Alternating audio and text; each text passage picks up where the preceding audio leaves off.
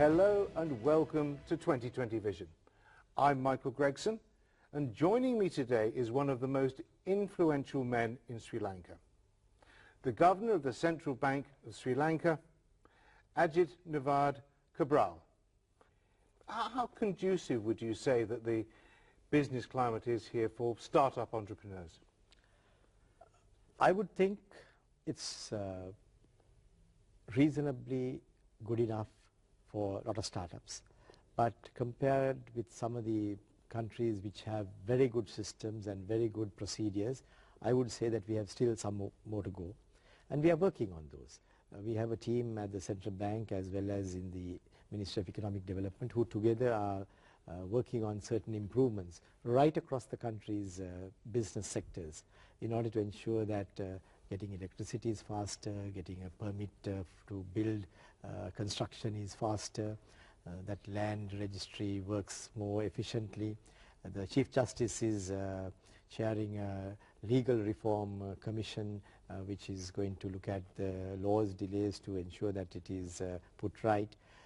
We ourselves have done a consolidation program of all the banks. Now all these are parts of a big story and the building blocks that need to be put in right places in order to go forward. So again, I would say that we are on track with that. We have come a long way from where we were just a few years ago, and those improvements have been recognized by many people who are quite happy to come to Sri Lanka and start businesses, and young people don't find it too difficult to start some work and then startups. But in time to come, I think it will only improve, and that also would be a good thing because there will be many who will then become energized to do more work and more business. How easy is it to raise capital here? The businesses here don't seem that keen on going to the stock market. Well, that is because they may be finding that the capital raising is not so difficult in other forms. We have liberalized a lot of areas in order to provide local capital to come into businesses conveniently. We have also removed some of the restrictions that were there in the past, which made it difficult for capital to come into the country from outside. So we have protected investors, we have ensured that the channels through which these investments come in can come in conveniently, and that all those are now sources from which people can draw capital. So capital market is also one of those, the stock exchange. So they also have to compete with the other sources in order to provide their capital to the entrepreneurs as well as to the companies.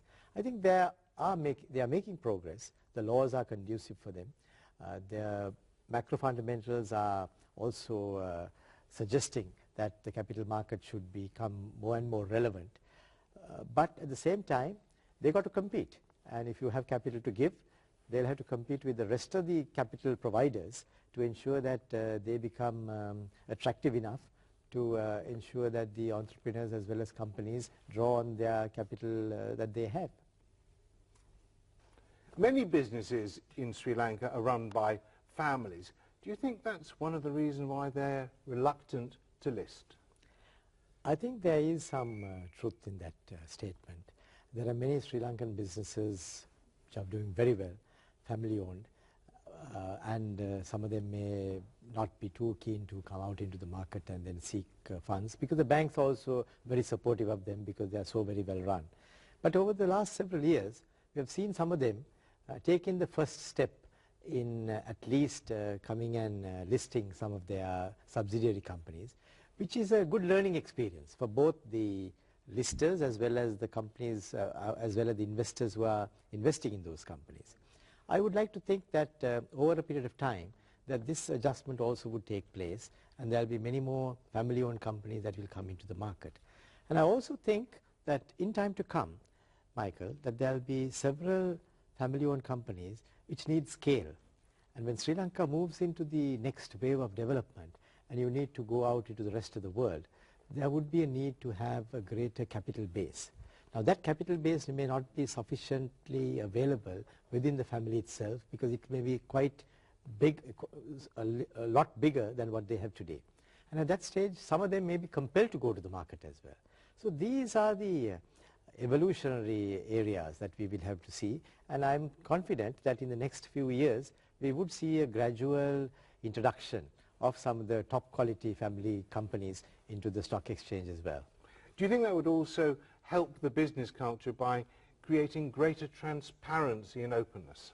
Definitely, because today there is a lot of focus on the investment being channeled to companies which are well managed, transparent, and which are ethical in their dealings. So all these are factors that affect investment. So if there are many companies which are well run and with people who have a big stake in those as well, and they have a greater stake to make sure that it is carefully managed, there would be others who would support that. So I'm pretty confident that over the next few years we would see some of the family-owned companies which are well managed in many instances would also take in expert directors who are extremely proficient in their fields, so that there will be a synergy that will be built up, and that's going to be extremely good for the country and for the economy in general. You touched on ethics a moment ago. How important do you think it is, especially for selling to the West, that companies can show that they are ethical producers? Absolutely. I think that's one of the key areas that we have focused on in the recent past. And one of the big PR campaigns that the apparel industry worked on was that they said garments without guilt. Now that touched very important chords in the minds of many people across the world because that told the story that Sri Lanka is producing garments of top quality but to ethical standards, where the people, the workmen are looked after, that the normal norms of good behavior right across the world are being adhered to, that our capital is not laundered money. All these are parts and parcel of the components that ensures that Sri Lanka's name is held in high esteem. Today we have been able to do that. Our banking system is hailed as one of the very good banking systems. Our industries are looked up to as industries which are following good ethical practices. Many other companies are today winning awards right across the world for their transparency as well as their reporting standards. The central banks' supervisory teams have also been extremely diligent in their activities, and so has the SEC. So all these components put together are the building blocks that projects out there that we are an ethical nation and that we do respect the laws as well as the standards that the rest of the world as well as the topmost world companies follow. And over a period of time, those also attract new investment and new customers, which will be all in a good way supporting the cause of economic development. The central bank sets a good example by issuing its roadmap every year, very transparent. You even include criticism of yourself in it. Do you think that the rest of business and government here should follow your example? I think so. We do two things by presenting our roadmap every year on the second working day of the year. That is, it shows the country as well as the world that we prepare for the next 5 years diligently. And each year we come up and say what we are going to do during that year as well as beyond. So that gives a very clear indication that we are prepared. The other is that we ask people to prepare themselves to suit the journey that the country as well as the central bank is going to take for the next several years. So it has a very important message to ourselves as well as to our stakeholders, and a message that this is the way that you should prepare, because this is the way that the country is moving. Now with that, many people have been able to adjust their own strategic plans, their own business plans, and many have told us that they have benefited immensely through that. We would repeat that in the future as well, and we would continue doing that, because I think the benefits that the whole country has derived from it, Michael, has been extraordinary. And we believe that we have set the example for others to follow, and we will probably see that being practiced by many others as well. You walk around the streets of Colombo and it's obvious the city is booming, new towers are going up. But Is all this new wealth being spread equally throughout the country, especially the north? Again, excellent question. I'll deal with the country first and then the north second. Now, when we took office in 2006, the western province, where we are now located, was contributing 52% of the GDP of the country. And all the other 8 provinces were contributing 48%. Now, that showed an obvious imbalance, which anyone could see at first glance. That had to change. Now, to change that, we needed several strategies. One, we ensured that there are big projects that are sited outside the western province, so that there will be large-scale projects that will bring development activities to the other provinces. The second is that we also had village-level projects at every village. We have 14,000 villages, and in every single village we introduced some major project, which is major from the point of view of the village, to ensure that there is some development taking place in all those areas. Third is that we provided electricity to all the people of our country. At the time that we came into office, the electricity coverage in our country was only 72%. That means for 28% of the people, there were no electricity. So we started ensuring that they all get electricity. Today it is 99%, and very likely in the next few weeks and months, we would complete the job. Which means, again, we have empowered the people to do better. The fourth is that we worked on the roads. The roads in the country level and the national level, and also at the village level. We do about 4,000 kilometers of rural roads every year by concreting those. If you walk around or go out in the remotest of villages in Sri Lanka, you would find that they are now having decent roads. Now, all that helped the people to move up the ladder, and that has helped them to come out of poverty as well as move into a new plane of development.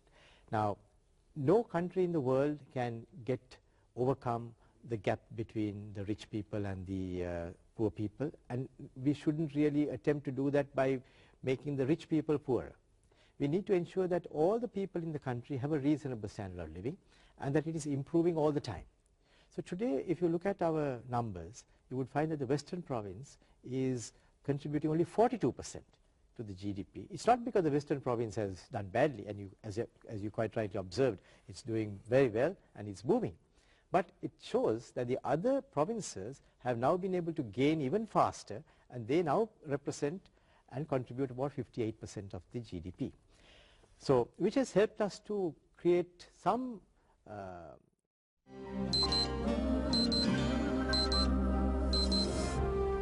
සැබෑ පිහිටක් වන්නන් තවමත් අපට මුණගැසෙන commercial credit මනුදම් පෙරටු මූල්‍ය සමාගම. Reduce that imbalance, and it is happening in that direction. I'll now come to the northern province. After the end of the conflict, Michael, in 2009, the northern province was in shambles. Since then, we have done a huge amount of restoration work, as well as enhancing the infrastructure up to the same level as that of the other provinces. I have visited the northern province at least 14 times since the end of the conflict. I went there the first time the day after the conflict. Since then, we have been regular visitors there, making interventions to ensure that the northern province is developed. We have spent about $3.2 billion so far, and that's a large sum of money when you compare what has been allocated to the rest of the country. And through that, you can see the roads have been done, the schools have been renovated, the electricity has been restored, livelihood development has taken place. The banking density in the northern province is even higher than in Colombo, because we have been able to ask banks to go and set up offices and provide loans to people so that they can also start up their economic activities. And if you travel in a helicopter over the northern province, you will see that almost all the fields are today cultivated. The fish production has improved, the cultivation of foodstuffs, be it paddy or vegetables, has improved. So an extraordinary transformation has taken place in the northern province. And we are pretty happy about it and proud about it, because many people didn't think that that could happen. And in the north, it was even more challenging, because before we resettled 300,000 people, we had to get rid of 1 million mines. Now, many estimated 1 million mines to be removed over a period of 20 years. Cambodia, in order to remove 500,000 mines, land mines, they took 10 years. So we should have probably have taken 20 years, but we did it in 2 years. So with all that, we have been able to transform lives, and that has been extraordinary case study if someone were to study it closely. And I think we have been able to address this issue very, very well. And in time to come, we are working on it further to ensure that the people in our country will not be in poverty any longer. From 15% poverty in 2005, we have brought it down now to 6%. But the President has even more challenging targets, where he says it's no point telling the 6% of the people who are poor that we will take a long time to get them back into reasonable shape. So we need to do it tomorrow. So our plans will ensure that within the time of about 2020, we will have just about 1% poverty, and thereafter we'll probably redefine poverty as to what it would mean, not the current level of poverty that we are talking of now.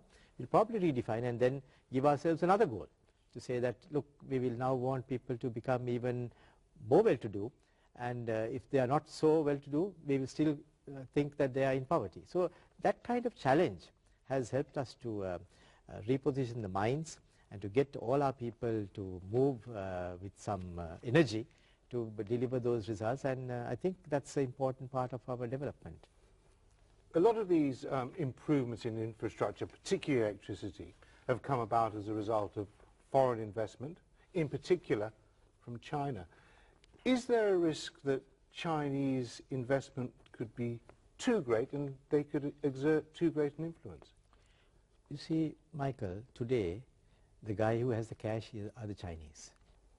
Different times in history, there have been different societies, different countries who have been the rich investors. Today it's China's turn, and everyone seeks Chinese investment at the time that they are doing their big projects. I remember once reading about a year ago that Schwarzenegger, who is the governor of California, was going to China to woo Chinese investment to build a railroad in California. Now that tells a big story, which means that even in California, they are seeking Chinese investment to do big projects. The US is talking about an infrastructure gap in their country of about $10 trillion, and they believe that the Chinese investment will help them to bridge that. We are no different. We are also keen to see that there is a good level of infrastructure in our country, and we are looking for takers. But there is also a lot of concern in Washington that too much of the US economy is effectively owned by Beijing. Well, that's part of the reality. It's maybe something that you are concerned about, maybe they are concerned about too, but what's the other alternative? The other alternative may be not to have that investment, which means that there won't be growth, there won't be investment, and that could be very, very ineffective for the country. Coming back to the Sri Lankan story, we have opened our doors to anyone. And there are some Chinese investment which is obvious and it can be visible. But there are also other investments that are taking place in our country which may not be so visible but still taking place. I'll give you an example. When we go and issue international sovereign bonds, the biggest takers of those bonds are the American hedge funds and the American investors. Now, that part of the investment may not be visible. It won't be appearing as a power plant or a port or an airport. But nevertheless, it has a very important part of the investment portfolio of our country. So in that sense, we have different countries, different investors having different appetites. And that sometimes could be visible, sometimes may not be. But the Chinese investment, I would say, has come in at the right time. It has been at good values for us, where we have been able to obtain some of the loans at reasonable prices. And we have benefited by that. And so have we benefited from other countries' investments as well. In many of our bridges, the investment has been done by, or the loans have been provided by UK companies. Malaysia companies own the telecommunication companies here. We have seen the Indian government coming and investing in the railroads of our country. So depending on their own expertise and their own appetite, we have welcomed investment, and whoever who has come first and given us a good project, we have been able to take that up and then ensure that the development process continues unabated. I'd like to turn now to the money in our pocket. The central bank has instituted a clean notes policy. How would you say it's going? Because certainly from my own experience, there are a lot of very battered and tatty old notes in circulation. Absolutely. Now, that's a very good thing. Let me have a look at that. I think in the case of the 10 rupee notes, now these are going out of circulation because 3 years ago we said that we will not do any more 10 rupee notes and it will be a 10 rupee coin. And we have asked the people to bring back all the 10 rupee notes, so we will destroy them because many of them are like this and we are not proud of this part. We have worked on a clean note policy, Michael, because we believe that the image of the country is reflected in the currency notes as well. We have upped the standard at which it is destroyed, so that if there are soiled notes, and you know some of the notes do get soiled very quickly, we would have to destroy them and then take them out of circulation and put fresh, good, crisp notes in. We have also seen that some of the smaller denomination notes don't come back to the central bank often enough, because it's a bit of a cumbersome job for the banks to collect those and then bundle it and then send it back. So those get circulated within the marketplaces, and we got to send teams to collect those and take them back. This one has escaped, and I'm going to take it back from you after our meeting today and give you a nice fresh note. We like to see that our notes are like this, nice crisp notes, and we are encouraging people not to bend them. We are asking them to keep them in wallets so that they will make it possible for those notes to be circulated for a longer period of time, and for the banks to take them back and recirculate it, because we have machines in the central bank which, if the notes are too soiled and we set the standard very high, those will be automatically taken out of circulation and then shredded so that they don't form part of the circulation. So there is a huge operation going behind the scenes to ensure that the notes are clean, and we do still find that some escape our attention, and we are working very hard to see that the numbers are less and less as time goes on. And of course it's very important to you. It's got your name on it. Absolutely. Makes it all the more the reason to make sure that it is clean, and not only my name, it has the President's signature as well. So we must see that it is kept clean and neat and tidy, and then people will respect the notes and not use them in a way to soil them or to disfigure them. And it's a very important part of the education of our country's habits also, that people begin to use notes well, begin to ensure that the notes are kept in a clean environment, and hopefully in time to come we'll have few notes like that and a lot more notes like this. Finally, if we were to meet up in 5 years' time, what sort of a place do you think Sri Lanka will be then? Very different. I think you probably feel that a massive transformation has taken place, and that it would look different, the city would be different, the outer city would be different, the roads would be different. You'll probably see the people also better dressed than what they are now. You would probably see the business practices at a better level of advancement. You would probably see the country looking even more in line with perhaps the East Asian countries, a busier country perhaps. But we'd also like to think that we have retained the real cultural parts of our country and the serenity of our country. We are working a lot on those areas to maintain the greenery, to maintain the environment, to make it clean, and at the same time part of the village atmosphere is also retained in our development activities.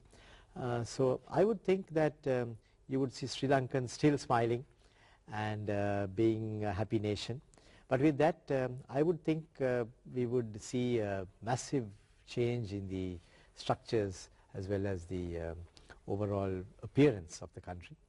We would see many people involved in more sophisticated and high-tech type of activities. The ocean economy would have started to blossom. New cities, particularly the port city, would be in place. The people would be traveling in better comfort with better public transport as well, which makes it possible for them to go ahead on those lines. So what about the traffic jams? Hopefully less than what it is now, because the mass transport that Colombo would have would be in place by that time, and that would mean that people don't have to all come by their own vehicles, that there would be very convenient access being provided. All that would be what I think would be in place. So we would probably like to catch up at that time, 2020, and then see what's happening. And we are planning for all that, and I believe that's the key, that we are working towards a set goal, working towards that diligently, and from what we have seen in the past, I'm confident that we'll be able to achieve the next wave of development as well.